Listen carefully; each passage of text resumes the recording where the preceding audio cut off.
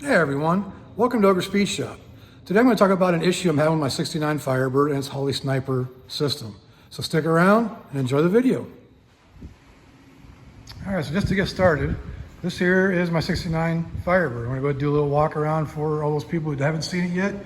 I've been working on this car for about 5 years and got a lot of work into it. Still needs a lot to go.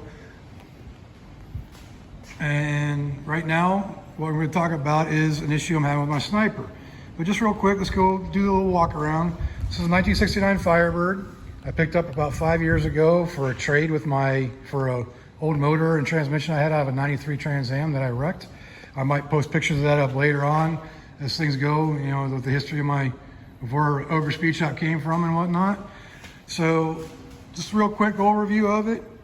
She's got a 1968 Pontiac 400 in it. Came out of a 68 GTO.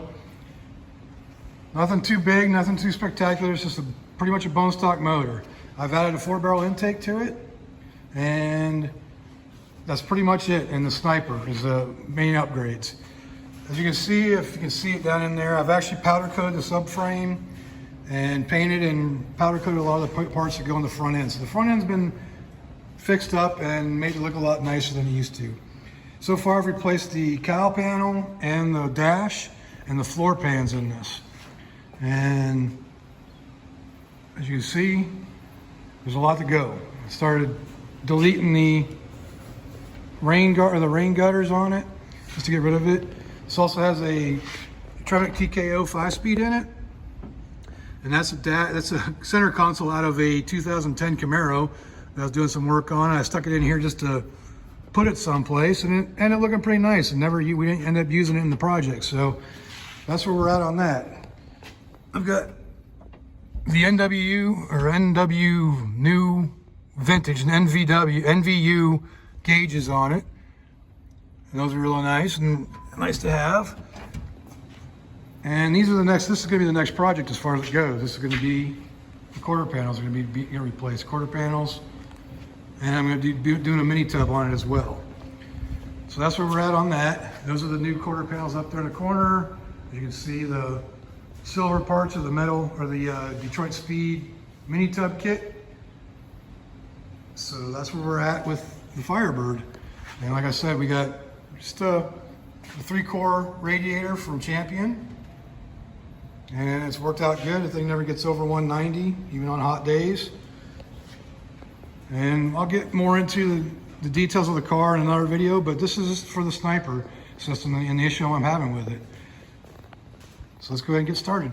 All right, so let's get started on this. I'm going to show you what I'm talking about as far as the sniper goes. You go ahead and remove the air cleaner. Get it out of the way so everybody can see it. Set that right up there. So this is my Holley sniper system. And I have completely enjoyed this system ever since I installed it. I've installed a few of these at my last job and never had an issue with them. And this is really the only issue I've ever had with mine, other than some issues I had with ignition, but that had nothing to do with the sniper. So basically what the problem is these secondary butterflies down in here, they'll get stuck. And I don't have any problem with it when it's cold. Like, I can go drive it right now and it'll work perfectly. This thing gets almost 20 miles to the gallon with this Pontiac 400, and I don't drive it nicely. So it's a good system, and it really does work. And like I said, I've done very little tuning with it. I still need to get back, I'll get back into it, I do want to do timing control with it, but that's not what this video is about. So this video is basically going to talk about the secondary butterfly one stick. A lot of people talk about rewinding, doing another winding on that spring right there, but I don't want to put any extra strain on the spring or the throttle linkage. And I've got a throttle spring on there too, so that shouldn't be an issue. It should be pulling it back and causing it, but I think it's just the butterflies themselves are getting stuck. So I'm going to show you how to adjust those. All right, for me to make the problem happen, the car's got to be warmed up. Never happens when it's cold, where I just drive around the block. So I got to go get it up to temperature and see if I can make this thing stick. So here we go. I'm going to go for a drive once it warms up. If I can make it happen, then I'll bring you guys back. All right. All right, well, it's a whole new day, and unfortunately, the original video I was going to do is going to get changed a little bit. So I'm still going to show you the butterfly adjustment, but for now, I got to figure out what happened to the injector yesterday. Went to take the thing for a drive, and while I was driving it to warm it up, something else happened, and I barely made it home. But I'm going to go over exactly what the problem is, and I'm going to pull it off and show you hopefully how to fix it. All right, so as you can see, it's again the next day, and I am going to be troubleshooting why this thing started acting up on me yesterday. I was driving it, and all of a sudden, just like it lost a couple cylinders, and I was afraid it's maybe an ignition issue. Checked everything; everything's working as far as that goes. I was checking temperatures on the pipes, and number 2 was colder than the rest of them. It was about half the temperature as the rest. So I'm like, okay, it's obviously not firing there. So pulled it out, spark plug looked fine. And next thing I thought about was maybe something to do with the injection. So fired her up. I'm gonna show you that here in a second. So I'm gonna go ahead and fire it up and show you what I found.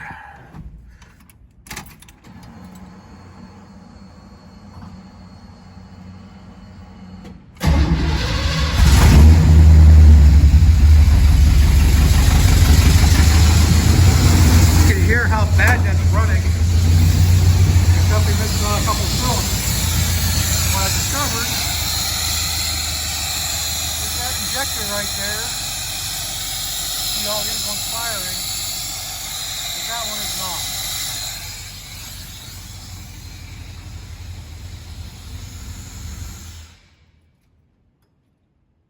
So now what we're going to do is we're going to go ahead and pull that off of there, open up the cover for the injectors, and see if hopefully it just came unplugged, or if I'm going to need a new injector for that one port. So I will bring you back here in a second when I start tearing this apart. All right, so it's time to tear this thing apart now. So we get this thing off here and see what the problem is. First thing you need to do, as you can see, he's got all these plugs. The first one I'm going to do is the coolant temp sensor. Unplug that one. Next one's going to be this main harness that goes to your coil your tack, if you're running it off a tack. I'm just running mine off the distributor itself, and it's also fan controller too, so that's what I got running my electric fan. Here's your main power for everything. Let's connect that. Got your oxygen sensor. I disconnect that. And then your handheld controller right here. You just gotta push that little thing in right there and it pops right out. That's all those plugs there. Make sure they're clear of everything. We're gonna get stuck. Gotta remove my PCV hose. Get that out of the way. Now that's all left is to remove the bolts. Or the nuts, I mean. So to pull the nuts off, I may have pre-loosened these because I might have filmed all this one time already, but it ended up being in slow motion. So I'm doing it all over again for you guys.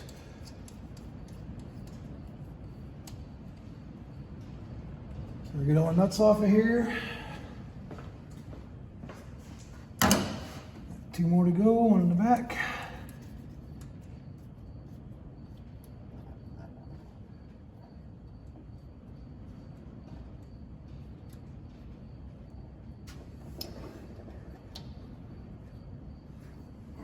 One more.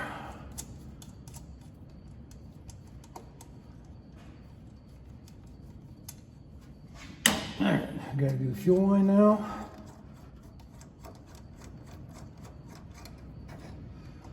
And the throttle linkage. And gotta love these little magnetic trays too. They work great for everything. Pull all that off. This is a throttle linkage for 67 Camaro. The Firebird originally had a cable drive, but it just doesn't work with this intake. And so I converted over to this throttle linkage rather than throttle cable. So now we're ready to pull this off and take it over to the bench.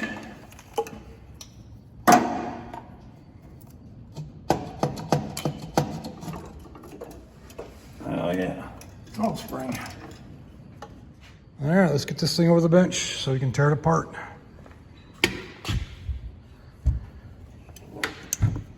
Basically what we're gonna be removing is this right here to get to that injector, because this is the injector that wasn't firing. So we gotta pull it apart, see if it's unplugged.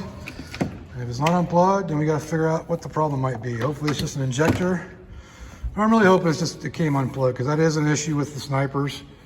They do like to come unplugged sometimes, so pull that off there, take a look at it, see what we see, and then we'll go from there and tear this thing apart and get into it. Go ahead and set it up on this piece of duct, on this roll of duct tape, just so we can get a better view of it. And I am operating the camera with one hand and running the tool with the other. So I've already pre-loosened these two bolts. This is one bolt and there's one underneath here. So I can remove those now to pull this cover off.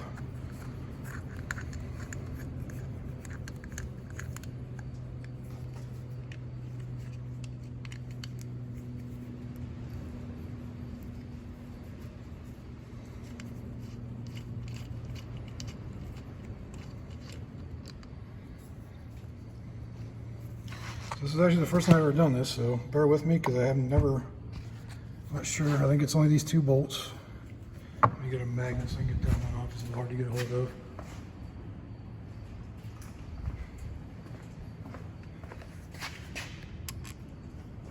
There's the two bolts.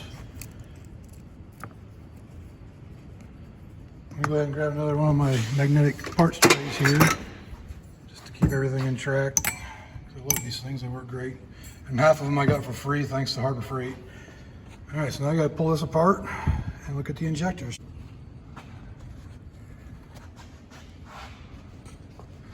I might need two hands to do this. Okay, I had to go off camera a little bit there for a minute just to get this off, because you gotta pry on a little bit, I needed both hands. But I got it torn apart now, and the injectors are both there. And this is the one that wasn't firing. And I was hoping it was just because it wasn't unplugged. Unfortunately, it is definitely plugged in. So now I need to test the fuel injector to see if the injector just went bad. Hopefully that's the case. That's the best case scenario at this point, I would think, because otherwise it's going to be something in that, which is the actual ECU. So I'd rather it be the bad injector over anything else. So I'm going to have to get this thing off of here and see if I can test that injector, and then I'll let you know what I find out. All right, so I set this little contraption to see if this thing's actually clicking and working the way it's supposed to. So there's your injector. There's the positive. I'm just using a battery for my drill. Let's see if I can figure out a way of making this like stay. Positive and negative. If you listen.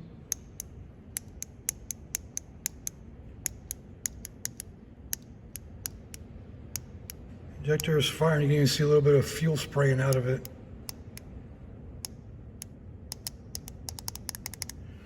So the injector don't seem to be the issue. So that's disappointing. So I guess my best bet is to pull it back together and see if just plugging this back in and see if just wiggling it on there is going to make a difference. Otherwise, I might have to get a hold of Holley. All right, for now, I went ahead and put it back together so the injector case is back on there, the cover. So, actually a fuel log, a fuel rail, whatever you want to call it, because the injectors actually plug into this and run through here. So, got that back on. I have to test that, see if it was just a loose connection. But first, we're going to go over adjusting these butterflies. So if you look, here's your secondary. You can see them moving in there. Now if you flip it over, see these screws right here. And what you need to do is loosen those screws up. You gotta be very careful doing this. Make sure you use a good fitting. I use number 2. It's a snap-on, you know, but it works, it fits perfectly. There's no play in it whatsoever. So you just gotta pop these loose. Okay, so once those are loose, you go in here and loosen them up. You put a little bit of tension on it, but just loose.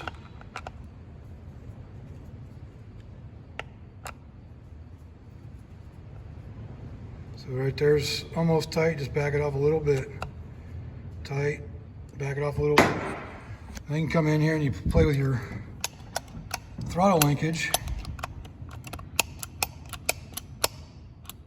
I just like to let it snap back. Once that snaps back, you can see there's no openings in it whatsoever. So that tells me it's in the center of the hole when you do that. And it's not moving around, so sometimes I'll even go back in, just loosen a little bit while it's down like that.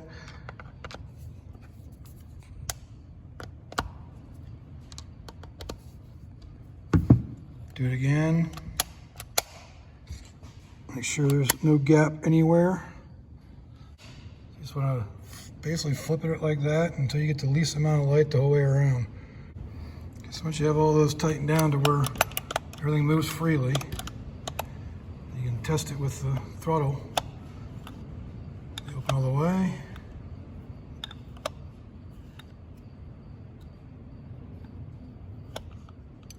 And close all the way. There's still quite a bit of light, but it's all the way around it, so it's definitely centered in there. Start hitting over on these edges here, but this one here doesn't have as much. But you can see there's still light around it, but it's all the way and even around it, and that should work out pretty well. All right, so now that we got the butterflies adjusted and the fuel injection all put back together, I'm gonna go ahead and reinstall it.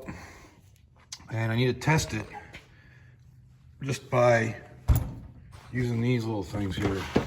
These are called Noid lights. So basically I'm gonna get it installed back on. I'm gonna pull that cover back off of it.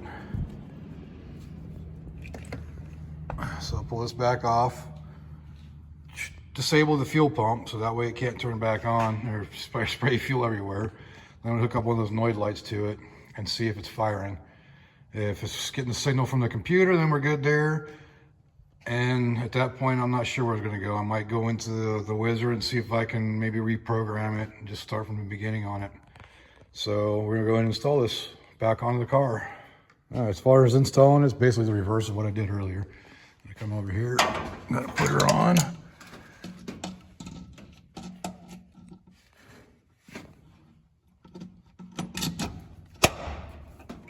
All right, now it's just a matter of plugging everything in and bolting it down. And I'm not gonna go ahead and I'm not gonna show any of that because you already saw it being taken off, so you don't need to see it being put back on. All right, see. One thing I do want to key on here is when you're installing a sniper or a carburetor, one thing people have a tendency to do is over torque these bolts. They do not take much tension at all. So basically once you get to that point right there where you just feel that little bit of tension, that's all the more you need. I always like to do it in a cross pattern too. That way it kind of spreads the load a little bit.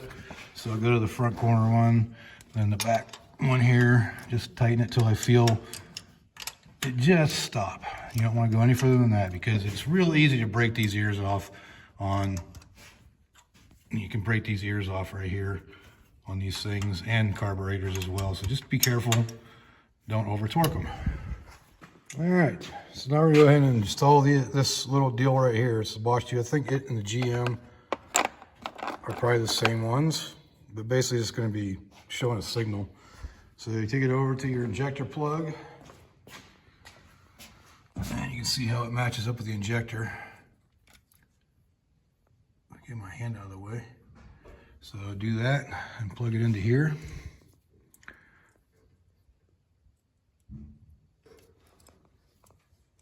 Somewhere, somehow. A little bit difficult with one hand. Okay, I'm gonna put you down. Got it on there finally. So what we're gonna be seeing is that blinking when I crank the car over. As you can see right here is my fuel pump relay. I just connected that, so I don't have to worry about it kicking on. That's only to the fuel pump, so you don't have to worry about it. Should have power to everything else. It shouldn't be an issue. So I'm gonna go ahead and, I think I might actually, I got this little adapter thing here. Since I'm out here working alone, this allows you to see from a distance when that Noid starts flashing. So you can put this on. All right, so I'm gonna go ahead and install this little adapter here that takes you so you can actually see it from inside the car while you're cranking. So I'm gonna put that on there. So that way it flashes through this, I believe it's fiber optic basically. So this will tell me whether or not it's firing. Is it long enough? Yeah, it is. If it just wasn't looped around everything else. So now I can get in and crank it and see if I see light.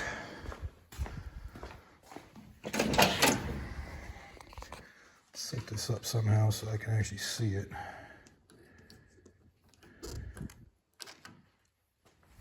Just reach around and grab it. Oh, it didn't sound good. Okay.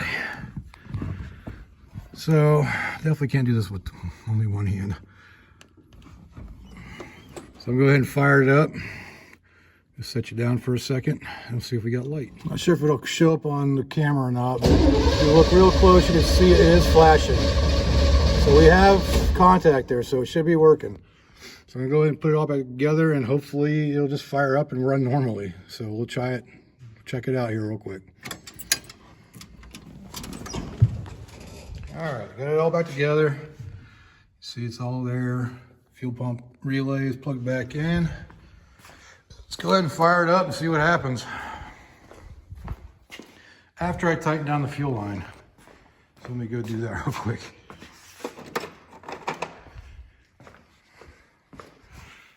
Just put a wrench on that real quick so it doesn't freaking spray everywhere. All right, that should be good. Yeah, sorry for the mess. I've been organizing and going through the tools since we moved, so.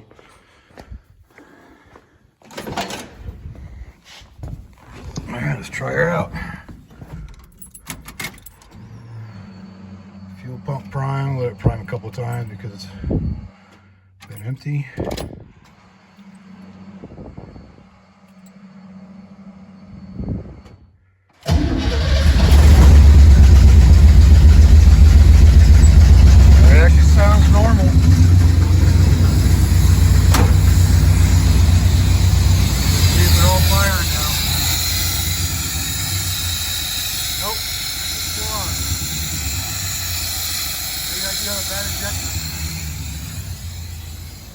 That didn't work.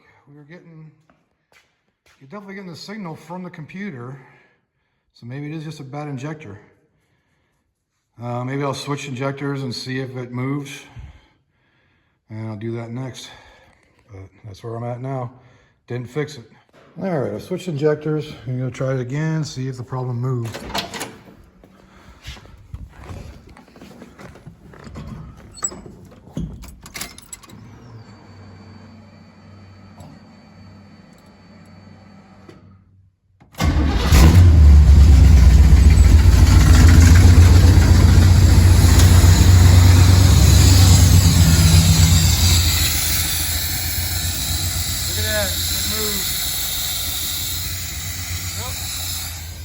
Good. Bad injector. I'm happy it's a bad injector and not a bad freaking computer. I'll take that any day. Turn it off. All right, so yeah, that's good news. So just because it was clicking on the bench doesn't mean it was good. So it's obviously not spraying properly. Maybe it's just clogged, but now I need a new injector, or at least get this one cleaned and tested. So that'll be next. All right, so that's pretty much wrap it up for this video. Appreciate you all watching if you made it this far. And if you like the video, go ahead and leave a like down there, subscribe, leave a comment. Any comments you make, I'll respond to. Good, bad, ugly, whatever. I don't really care. But I'll let you know. I'll do a second video once I figure out the injector issue on this. Obviously, it's a bad injector because we just proved it by moving it, and the problem didn't move. So we're gonna fix that, and we'll do a new video once that's done, and you all get to see what it actually supposed to run like. But I hope you enjoyed the video. Like again, thanks for watching.